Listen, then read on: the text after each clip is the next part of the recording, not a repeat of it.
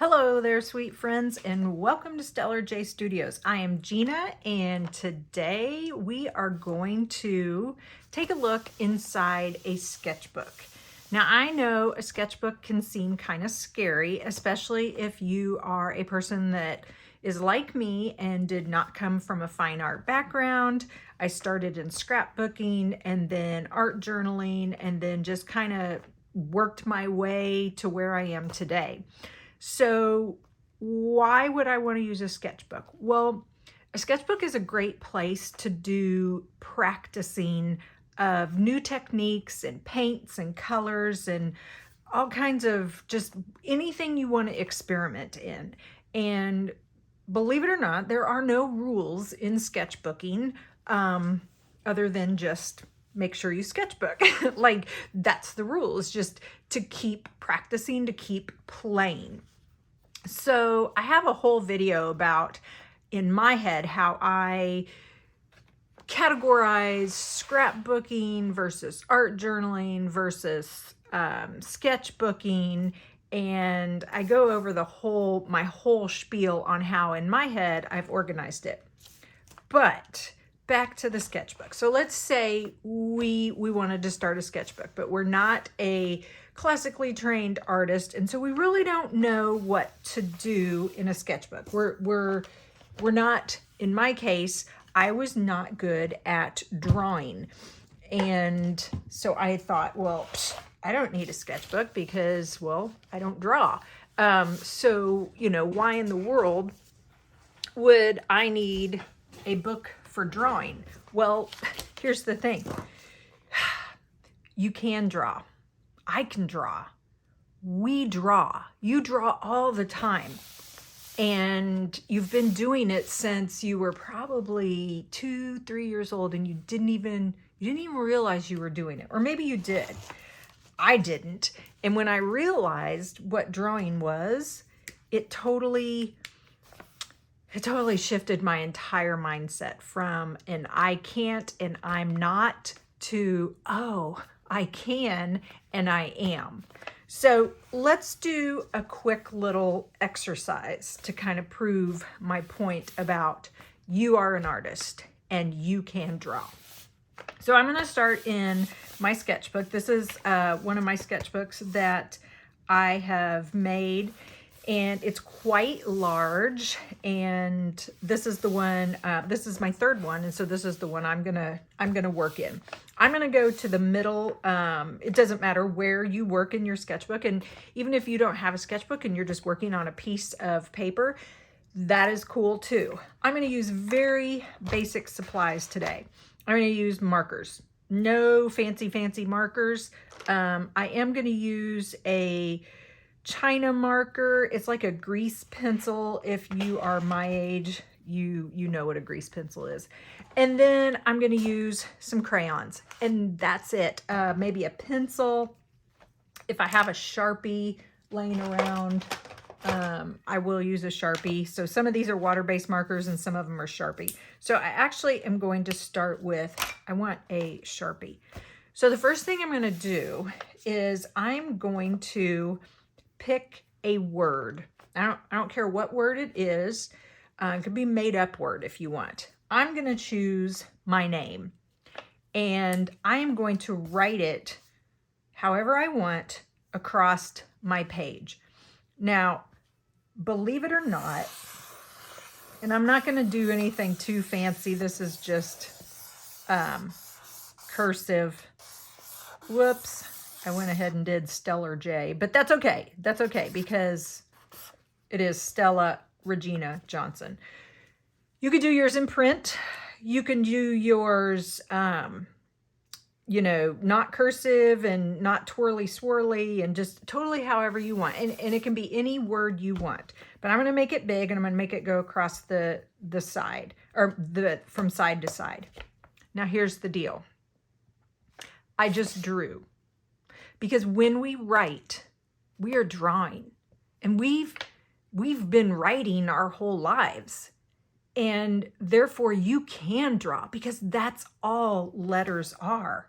They're lines and curves and shapes and we do them in different ways. We sometimes press harder, or we use the tip of a pen, or we slant it, or we go up and down. Sometimes we print, sometimes we're cursive. If you're really fancy, sometimes you're calligraphy. But all of that, that's drawing. So if you can write, which I'm sure you can, then you can draw. So you are a drawer, not a drawer, but a drawer. You are an artist. Okay, so now that you've written your word, take your sketchbook. Whoops, sorry, hit my camera here. I'm getting a little too excited. Take your sketchbook and let's flip it around, or your piece of paper, whatever it is you're working on. Let's take it and let's flip it around so it's upside down. So now what I'm gonna do is I'm gonna ignore what I wrote. I'm gonna ignore the word that I wrote. I wrote my name, and I'm just gonna draw some lines. I'm gonna just think of these not as letters, but as drawings, as lines, as shapes. And I'm just gonna let my marker wander around and finish off some of these shapes. See where these lines take me.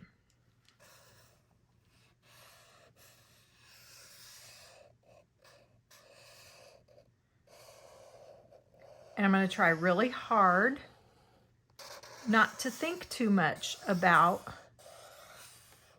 what I'm doing or where my marker is going. This is just going to be one of those times where I just kind of let my hand and my marker do all the work. And by the way, if you're using a pencil, that's awesome. I think I'm going to switch over to a pencil here in just a second. But what I want right now is I want some thick, dark lines. And then I can switch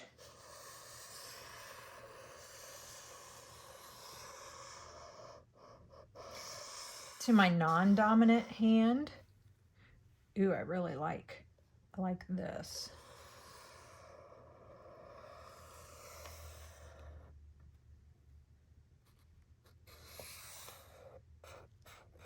And I'm just kind of letting things be what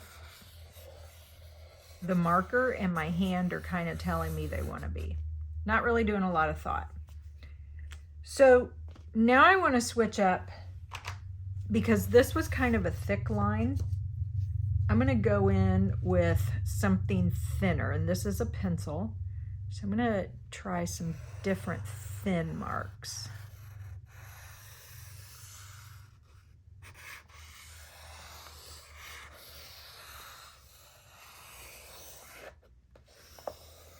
And if you're stuck on where does my pencil want to go, well, a couple of things you can do is, one, take a step away, go get you a cup of something, whether it's coffee or tea or water or your favorite drink.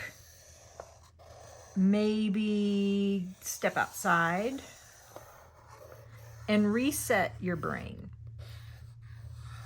The other thing is, if you're wanting to create, but you just are like, I just can't think of anything. Okay, well, again, writing is drawing.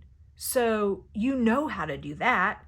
So maybe pick some letters that you know, like this is going to be an E, and I'm going to loosely draw an E. Another one that I love to do is H.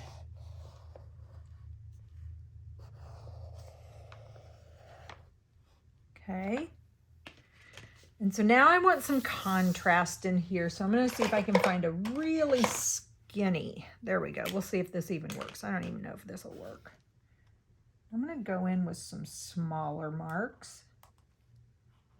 Now, if you watched my video about mark making, and we worked in a in a smaller sketchbook, and in that video I was encouraging you to like figure out what your signature marks are, your marks that you like to use over and over again. This is kind of like that. You're finding just different places to put your marks. And these may even be new marks that you've never even used before. You're just all of a sudden coming up with them. And that is okay. If you haven't watched that video, I will link it here. But I know one of my all-time favorite marks is anything that is a structure, something that is enclosed, like a house or a building. And so I love those. I always go to those. It makes me feel safe, and it gives me lots of ideas and inspiration because I feel safe with that type of mark. Okay. Once you've gotten, I think I have a pretty good amount of marks on here.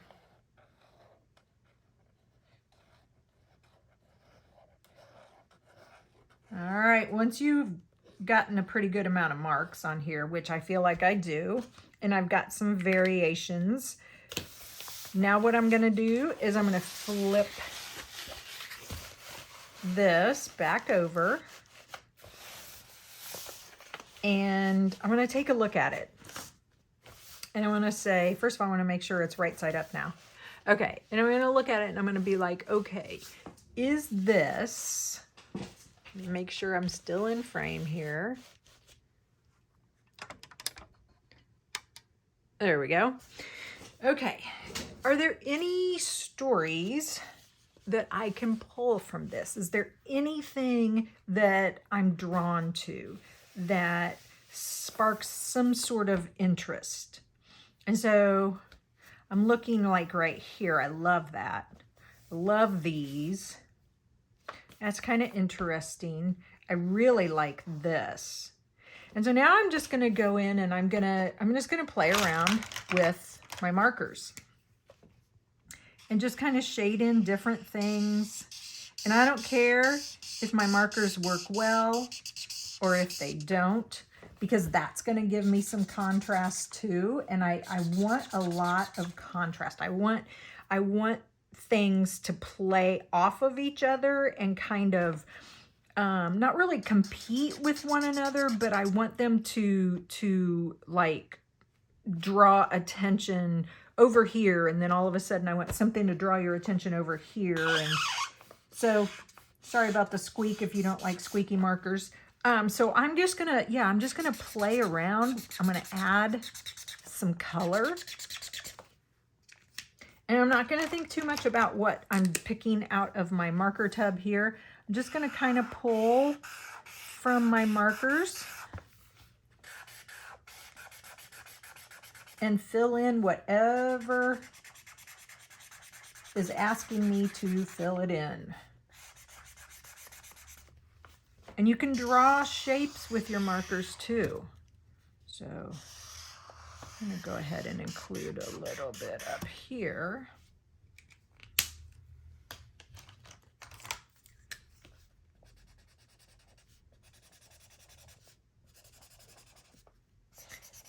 And kind of get lost in your drawing. Just make marks and throw down color. Don't think about, oh, this is going to be a picture of a barn, or this is going to be a garden of all kinds of flowers and stuff. Because what happens is when you come in, and by the way, I am telling you all of this based on my experiences. So if you have a different experience, that is totally okay. All experiences are welcome here. Well, not all, but you know, within reason, all experiences are welcome. So what I find is that if I have it in my head, well, I'm going to draw a garden full of sunflowers, then what I do is I spend all my time trying to figure out the best way to draw a garden of sunflowers. And everything seems very rehearsed, and it just won't seem authentic. And that's not what I want. I want some surprise stories to speak or to sneak through here. I want things that through all of my jumbled scribbles, I want them to pop out and be like, hey, here's a story right here. What can you do with this shape? What can you do with these colors? What can you do with these lines? Where can this take you? So I try not to go into my sketchbook with a lot of preconceived notions in my head, especially if I'm just playing around and practicing. And this is kind of what I'm doing today. This is like a good, you hear people talk about a good warm up for their sketchbook. This is like a good warm up for sketchbooking. It just kind of gives you a space to think through and flesh out some ideas. And from here, you could then take whatever you've done and you could put it into an art journal piece. Maybe you really like one little part of this and you wanted to recreate it in your journal, and you wanted to add some photos or some writing because it reminds you of a story. So that's cool. Sometimes you can take what you've done in a sketchbook and, dare I say it, create a displayable piece of artwork. And you can do that because you are an artist. You know how to draw, and it is okay to make art that you may not think is good. I don't want to call it bad art because I don't think any art is bad art, but it is okay to make that art that you may think of as bad art. I mean, how do you learn if you don't go ahead and take those leaps of faith and put some marks down on a piece of canvas or a piece of cardboard? You don't even have to go out and buy a fancy canvas. Just start with a piece of cardboard. Go get a box or something out of the pantry, like a cracker box or a cereal box, and use the cardboard. It's perfectly okay. And quite honestly, guys, those are the things I do my art on more than anything, is just found cardboard or found pieces. I very rarely will go use a canvas. Now I do have some canvases. They're all upcycled. Well, actually, I think I might have one that's not upcycled, but it just freaked me out too much to work on a brand new canvas because I was afraid I was going to mess up. But I just go find boards or cardboard or boxes. I love to find boxes and the different weights of the cardboard, and cut it apart and then paint on it.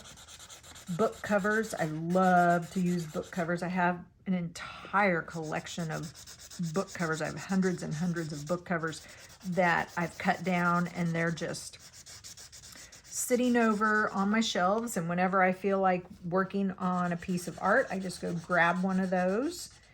And I'll do a video about my book covers and show you guys like how I use them and how they can be great practice, but then I can also turn them into displayable pieces of art. And some of you have gone to my shop and you've actually purchased some of my art that I've done on book covers. And yeah, I get really excited when I think about turning one of those book covers into a displayable piece of art. Anyway, back to this. The other thing you could do is absolutely nothing. You could just come in and practice in your sketchbook doing an exercise like this and walk away and you're done. And yeah, like I could just walk away right now and leave this. And there's nothing wrong with that. It was practice. It was really fun exploration and practice. And then maybe sometime I come back to it. Maybe sometime, I don't. Maybe I leave it just like it is. And there's nothing wrong with that. That's why I'm calling this series the Unfinished Sketchbook, because sketchbooks are not, to me, a sketchbook is not something that you finish. It's not like a scrapbook or a journal where we work and work and work and then we say, okay, it's done now. Because a sketchbook, or at least my sketchbooks, they are things that I'm constantly going back into, and I'm constantly finding new places of interest, new things that I want to expand upon. Some of my earlier sketchbooks have layers and layers and layers and layers on the pages, because I'll go back and I'll find something and I'll be like, okay, that's cool. That would make a cool background. What if I did this on top of it? And then I turn it into something completely different. And in this little series I'm going to do for YouTube, the Unfinished Sketchbook, I'm actually we're going to do that. We're going to go back and we're going to look at some pages that you've done earlier in your sketchbook, and we're going to say, okay, what else can I do to this? Because it's really never finished. It's there. It's waiting. And again, this is all practice. And there's no rules about practice. There's no mistakes in practice. That is what practice is. Practice is mistakes. Practice is doing things and then being like, ooh, I wished I hadn't have done that. Or, ooh, I'm going to do that differently. Or how can I fix that? I mean, that's the whole point of practice. You know, for 28 years as a teacher, that is what I would tell my kids. I'm like, guys, that's okay to make mistakes. You know, I'm not going to grade this that you're doing because it's practice. I want you to make mistakes on it. Because when you make mistakes, that's when I can see that's what you can see. That's when you can see what it is you need to work on or what it is you want to change. So, yeah, there you go. There's my whole spiel about mistakes. Mistakes are good, people. Embrace them. Mistakes are awesome. Okay, I found this pin and I'm just going in and I'm just adding all kinds of little lines, maybe some circles, just kind of going over top. Okay, and so I'm going to stop here because look at this. This is beautiful. And it started with me drawing, and my drawing was writing, which we can do. And then from there, like, I turned it into this little color explosion. And does it serve any purpose? Well, no. I mean, it's not going to go in a museum, but that's okay because that's what sketchbooks are for. Did it serve a purpose for me personally? Yeah, it did, because it was a great way for me to just get some stuff out on paper. it was a great way for me to open up my mind and really kind of just let it wander and let my pen do the work and pick out some different color things and look at how maybe I can incorporate, like, for example, I love this blue, and so I think it's this one right here. I love this blue with that peach color, and so you know what, that kind of sparks my interest. Maybe I'll go and do something in these colors in my art journal, or maybe on a displayable piece that I could maybe mount in a frame or wire up and hang somewhere, or it just sits here. It just sits here and it just simmers, and I come back to it if I feel like I need a little bit of inspiration. So yeah, that's what this was about. And so I want you to try this. I want you to totally open yourself up to, I am an artist and I can draw. My drawings just sometimes look like letters and words, and that's okay. Because if you think about it, when you learned to write, it took a lot of practice. I mean, that's what you did. Kindergarten, first grade, second grade, third grade, fourth grade. I will never forget my teacher in fourth grade. No, it was actually my teacher in fifth grade. She thought my handwriting was atrocious, and it was. And she used it as an example of bad handwriting in the classroom, which, yeah, you just don't even get me started, because you know you can't do that today. But this was back in the 80s and things were different. And I have never forgotten that. And I've always thought my handwriting was awful. I mean, I just, yeah, I also had, you know, other people tell me my handwriting was awful. And so I just always thought my handwriting was awful. And then when I became a teacher, I was like, okay, I cannot have this awful handwriting when I'm teaching, because my kids can't read it. And so I will never forget this. I was taking a college class, and I was pregnant with my son, my youngest, and I went to take notes at this class, and I was like, you know what? I think I'm going to try writing differently. I don't even know what made me think that. I think maybe I saw one of the other girls in the class, and I saw how she was holding her pen. And so I quickly switched up how I held my pen, and I was like, yeah, I like this. And so I've never gone back. I always use that same way of holding my pen. I believe I was 28 years old at the time, and I will say I absolutely love my handwriting now. I love the messiness. I love the quirkiness, and yeah. And so I went from hating my handwriting and being told it was awful to, I actually think my handwriting is pretty groovy. And it was just because I changed one little thing, and I kind of got out of my head of that mindset of my handwriting is awful. And yeah, and then to later find out that handwriting is actually drawing, well, that just made it even more special, because now I'm like, dude, I can draw. Look at what I did with my handwriting, and that's drawing. So I can draw. I just got to figure out how to do it. And that's what this sketchbook is for. All right, my lovely friends, I hope you enjoyed this exercise. I hope you you do something in your sketchbook or on your mixed media paper or whatever it is you're using. And I hope you fall in love with it as much as I fell in love with this.